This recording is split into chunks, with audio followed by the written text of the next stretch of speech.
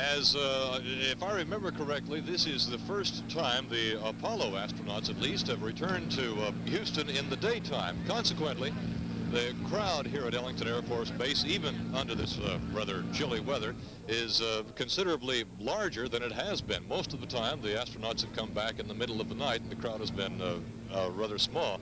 But here, a great number of NASA dignitaries, of course, and a number of other people have turned out to welcome back the last Americans to walk on the moon for who knows how long. America's last voyage to the moon provided the most spectacular beginning of any of NASA's space missions. The giant Saturn rocket blasted off from Cape Kennedy at night, December 6th, and here's the way it looked. 9, 8, 7, ignition sequence started. All engines are started. We have ignition. 2, 1, 0. We have a liftoff. We have a liftoff, and it's lighting up the area. It's just like daylight here at Kennedy Space Center as the Saturn V is moving off the pad. It has now cleared the tower.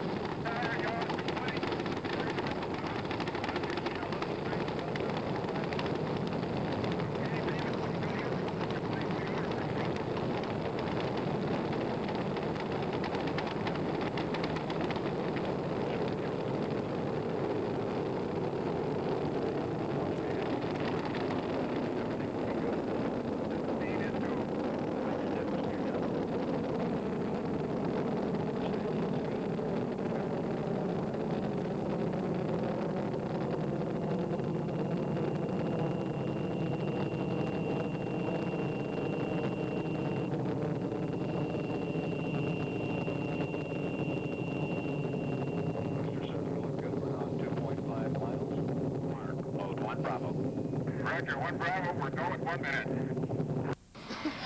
It was indeed a spectacular liftoff, a great deal more spectacular than the landing you've just seen here of the Starlifter that's bringing the astronauts back to Houston. Tom?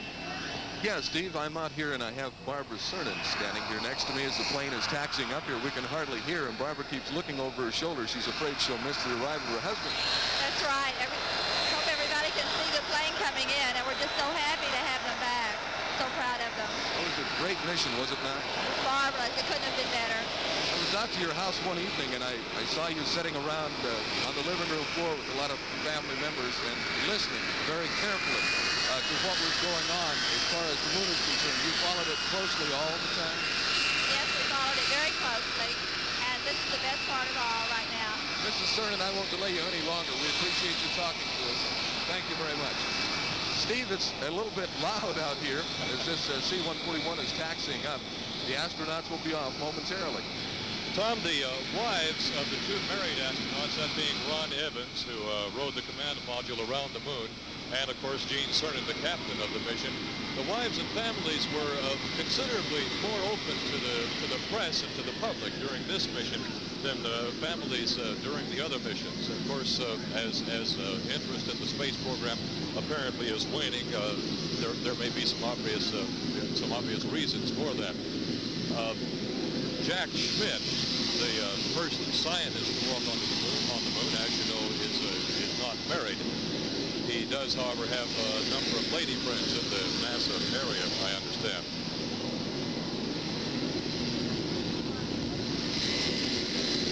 As you can see now, the crowd has gathered around the plane to welcome the astronauts out. The man standing in the door in the crew cut is Deke Slayton, one of the original 7 astronauts, one of the original 7 Mercury astronauts, and a man who, because of some health problems, was never able to fly in space.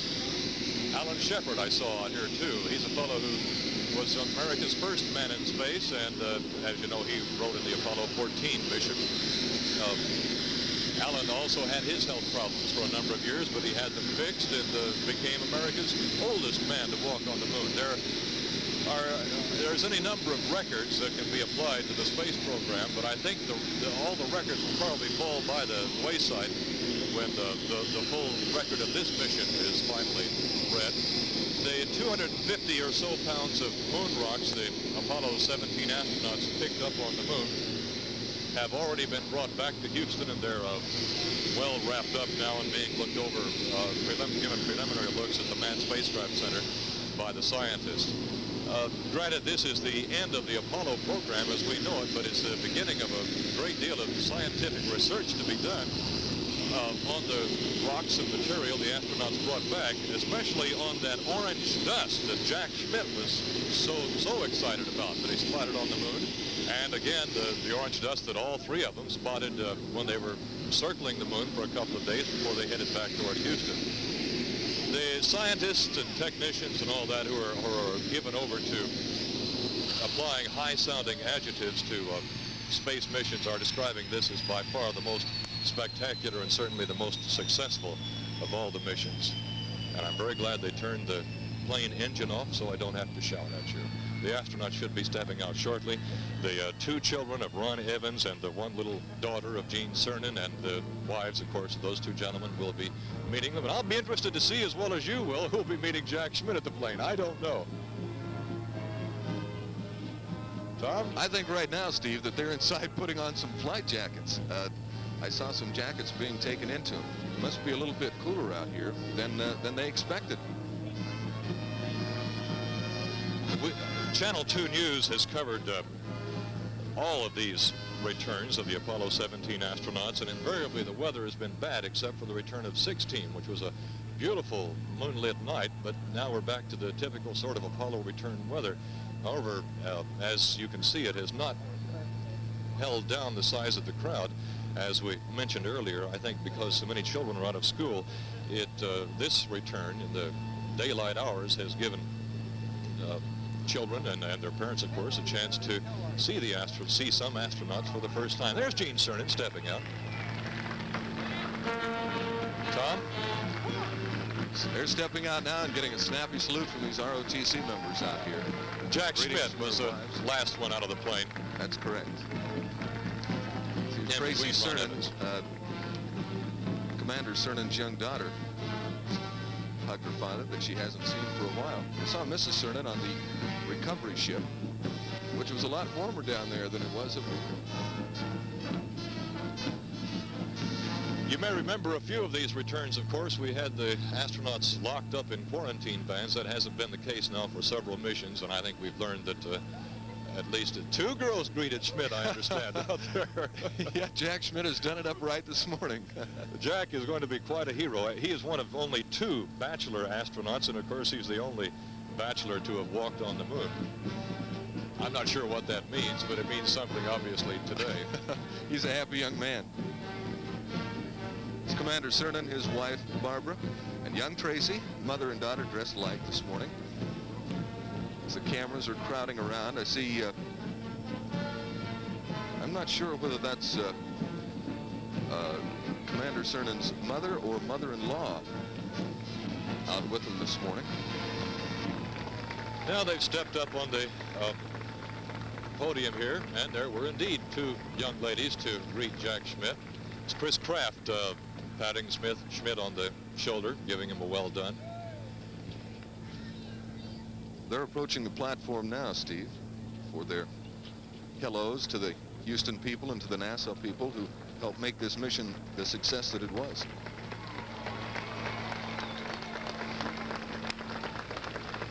One of the things you notice in watching astronauts return is that the hair seems to have gotten a little longer, even among the astronaut corps, as you might notice on Eugene Cernan especially. Gene's a cheerleader. He's called the cheerleader of the astronaut corps, and I imagine he'll have some important things to say to the NASA-oriented audience here. This is Chris Kraft.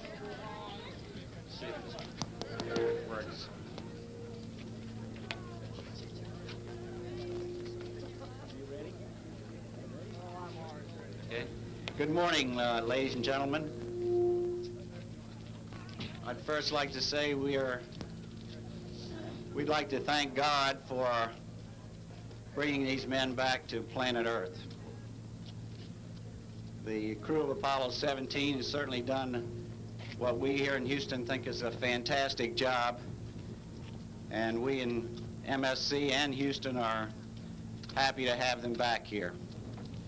And I don't want to make any further speeches. I'll leave that to Eugene Cernan. So, Eugene, it's up to you. Congratulations.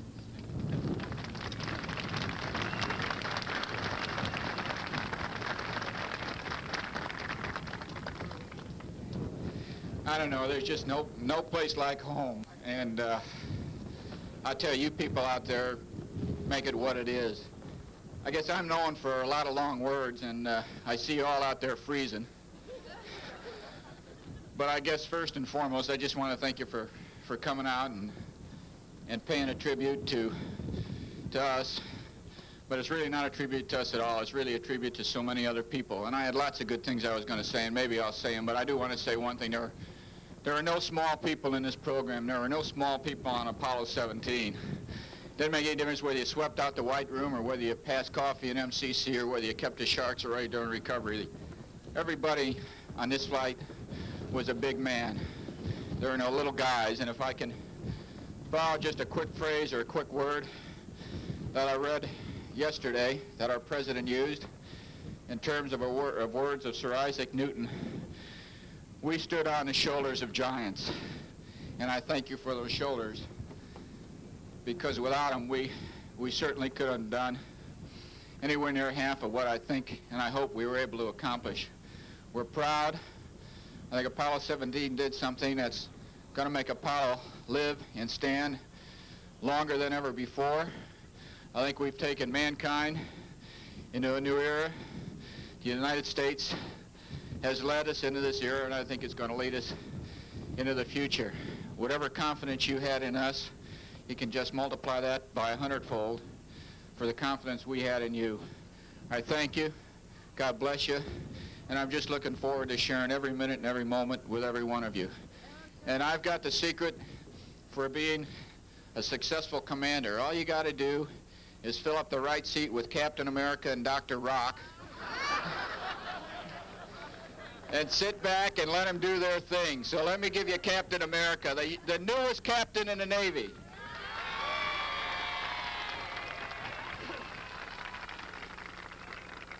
You know, they ask you, what's the most exciting thing about your flight? I think we have let you know our enthusiasm while we're up there on the flight. But the best part of it is coming home and being with the people here in Houston. It really is.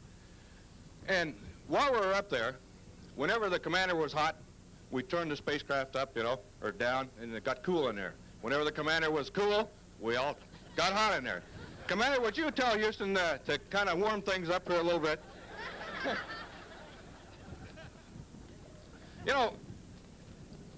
One serious little thought that I would like to leave, I think, is that we, and by we, I don't mean the three of us, or even the people that worked on the spacecraft here in Houston and the rest of the part of the United States, but when I say we of the United States of America, I feel can be proud that we culminated the beginning of man's exploration with Apollo 17. And I think that's very important. You know, when we lifted off, there were two Navy men aboard the spacecraft and a civilian. When we were aboard the carrier, right in front of the admiral, the captain of the ship, and the whole crew, we got our third crew member to swear his allegiance to the United States Navy. And I would like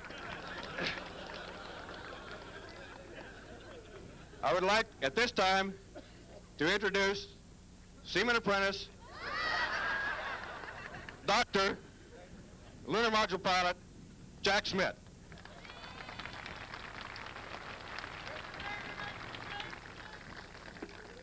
Fellow explorers, cold explorers, when I worked in Alaska, we had an expression for how cold it is, but I can't repeat it.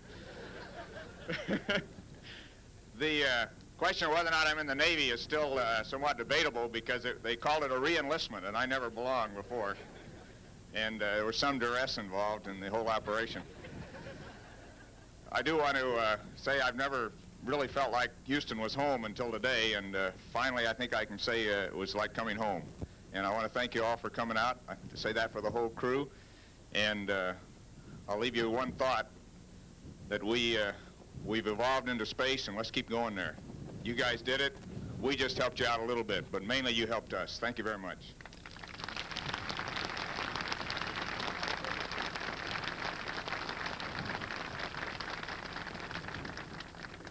Thank you all for coming. Let's let them go home with the family. Good morning.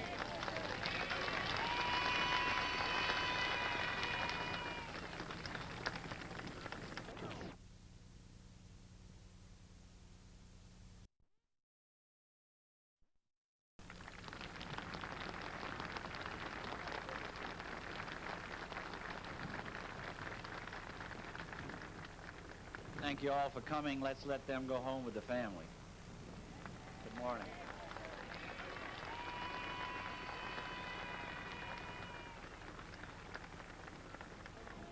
And we'll be back with our continuing live coverage of the return of the Apollo 17 astronauts in just a minute. As you just saw, the Apollo 17 astronauts, Gene Cernan, Jack Schmitt, and Ron Evans are home. Home for Christmas, if you will. The crowd is very quickly breaking up here. It's been a rather chilly day, and some of these folks have been out here since 9 o'clock, or even before that, when the astronauts were scheduled to arrive here at Ellington Air Force Base. The band, by the way, is a Strategic Air Command band from Offutt Air Force Base, and the ROTC youngsters who also took some time out of their holidays are from J. Frank Dobie High School. Both groups insisted that we at least mention them here, and as well they should be mentioned because they both took time out of their holiday to come out here and welcome the astronauts back. Tom?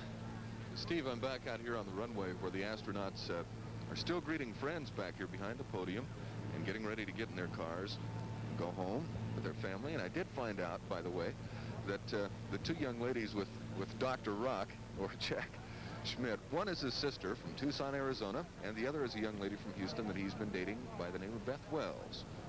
So that should clear that up for us. Congressman Bob Casey, you may have seen walk by there. Congressman Casey, of course, is a member of the House Space Committee. This, as you well know, as you've been told numerous times, is the last of the Apollo missions to the moon, the manned landing missions. Next year, of course, we have the Skylab program scheduled with 3 separate groups of 3 astronauts to fly in space for a period of days. We've also mentioned that Jack Schmitt is the first scientist to fly in space. Well, next year we're going to have an MD flying in space on the Skylab program. An MD and 2 other doctors will be flying, one of them on each of the 3 flights on the Skylab program. John Marr of Ellington Air Force Base here is just estimating perhaps 5,000 people turned out this morning on a rather chilly morning to greet the astronauts as they return to the moon. The rocks are already back. The orange dust and all that is already back at the Manned Spacecraft Center, and the scientists there are getting a very early preliminary look.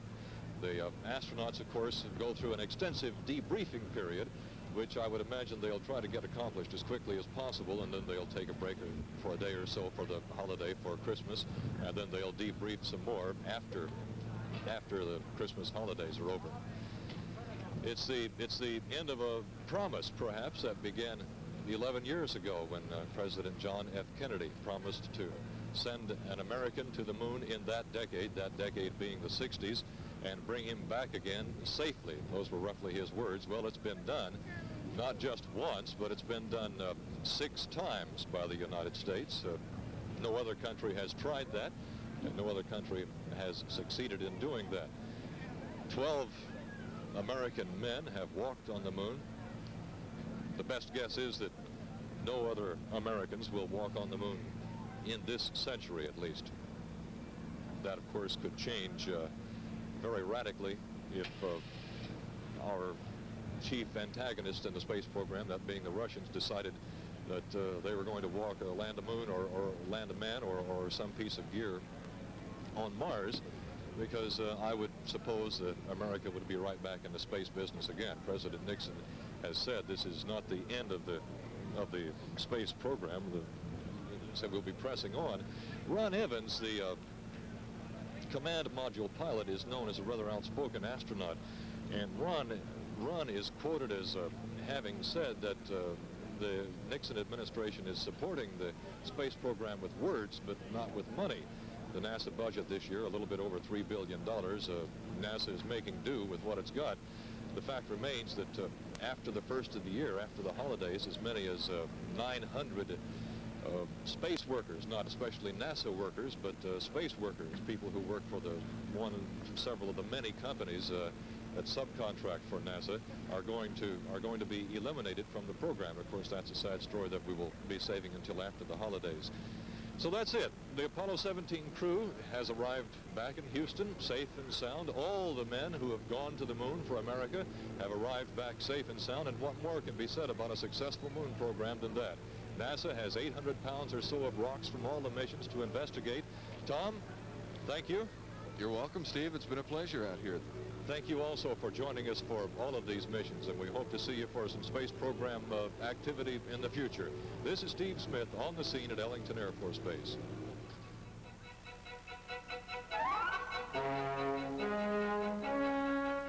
A Big 2 News special report. The return of Apollo 17.